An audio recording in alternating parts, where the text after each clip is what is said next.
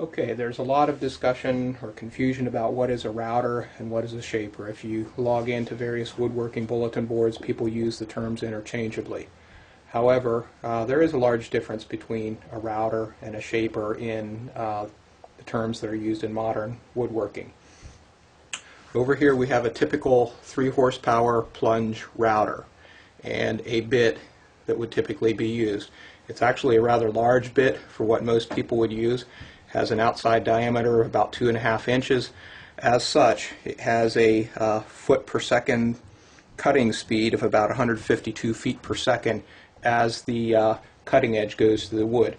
That will produce a very good quality of cut, but as you can notice, it's not a particularly large radius, and as we move to the need for larger profiles, larger amounts of wood removed during the cut, we need to step up to a larger type of technology that will support the extra mass being spun and the quantity of wood to be removed.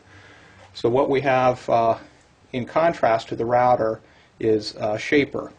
Shaper, the particular one we're dealing with here today, is a Powermatic 27, and we have 2 sets of spindles available for it. The first quill assembly is what's referred to as an interchangeable spindle assembly. What that means is the large quill here that contains the bearings can actually receive several variable size spindles. So the spindle assembly goes in and is locked into place with a long bolt to secure it in place. It actually makes a fairly stable shaping platform, appropriate for this size of cutter, but as we need to spin a larger cutter for a larger profile cut, such as this one, what we will move to is a solid spindle assembly. So this single piece of steel extends all the way down through the bearings, as opposed to this assembly, which fits into a taper at the top of the quill and then is held in place by a fairly slim bolt. So this, in contrast to the router, is a very robust assembly, but then when we need to spin a large cutter, we want something more like this.